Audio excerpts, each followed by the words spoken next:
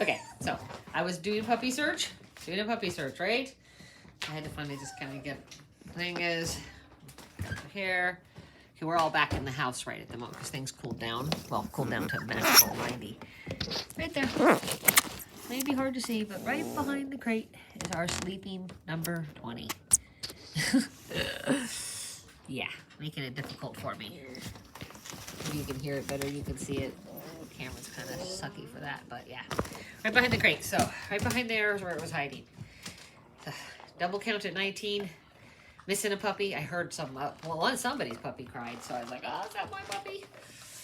All right, so guys, so what happened is we're back in the house. Now, that little mobile is way less room than this. There's no way to have 20 puppies and 2 moms and successful in the RV. And it doesn't have direct access to the yard. The reason I did all this work on this was to make sure that they could have food. They're safe in here. We have a mama place. The mamas that's for the mamas now. They get in there so they can get away from the puppies and eat and drink. They each have their crate. I've got to get Delphi's washed. I got Zara's washed and cleaned and all to scrub. I have Delphi's over there getting scrubbed, so she's just using a temporary crate while hers gets washed.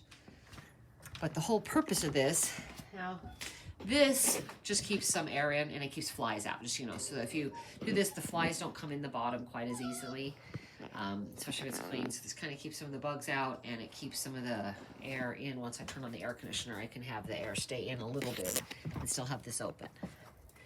This comes out directly to the little stairs into their outside yard, which they are already using. So we just got introduced to the yard last night. First night, I mean, these babies are little, right? They would still be kind of in a den. They're not used to doing things without their mom. So when you have people say, well, that puppy's not brave, it doesn't go anywhere without its mom. At this age, it's not smart if it does. Now, there's a sort of smartness and braveness, right? You're supposed to be smart enough to stay safe and brave enough to experience the world, right? So these guys, first time, they're like, I'm not coming out here without my mom. That's dumb. It is dumb.